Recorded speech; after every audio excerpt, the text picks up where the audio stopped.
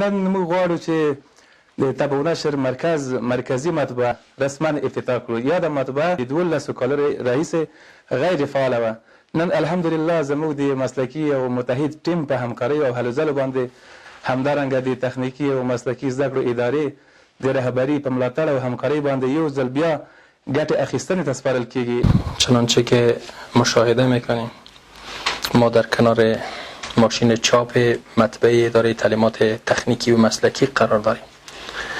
ماشین چاپی که حدوداً در مدت زیاد غیر فعال بود که لله الحمد به اثر سعی و تلاش آمر صاحب محترم، آمر طبع و نشر و همکاران مسلکی و بزرگوارانی که در اینجا قرار دارند و کل تیم اداره تعلیمات تکنیکی و مسلکی که از اینها حمایت کردند، لله الحمد امروز مجددا فعال میشه و اولین کار رسمی خود را چاپ 20,000 شهادتنامه و دیپلم در رأس کارها قرار داده که باعث صرفه‌جویی در مصارف زیاد میشه. ډیر خوشاله یو چې د مطبوعه تخنیکی ټیم بریالی سو او دغه د موږ د چاپ چې ډیر زیات مصارف لرل هغه الحمدلله نن لنن ایسته به د موږ په خپله مطبوعه کې چاپیږي او موږ د تخنیکی ټیم د امیر صاحب او دا رقم د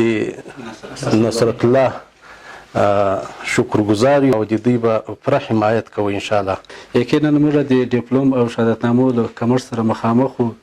هر وخت مراجعینو شکایتونه چې ډیپلومونه نسته له ولایاتو چې شکایتونه نن الحمدلله ټولو محصلینو او متعلمینو ته ډاډ ورکوو چې موږ په کافي اندازه باندې ډیپلومونه او شهادتنامې ته چاپ کړو او له نن وروسته به انشاءالله تاسو په اختیار کې درکړو.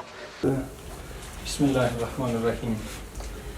دیر روشن میکنیم به نام الله متعال و به نیت اینکه یک جهاد سازندگی در وطن عزیز و مظلوم ما باشه و به نیت از اینکه الله متعال چرخش اداره ما بگردانه و باعث رونق اقتصادی و شکوفایی و تسهیل امور شاگردان قرار بسم الله الرحمن الرحیم.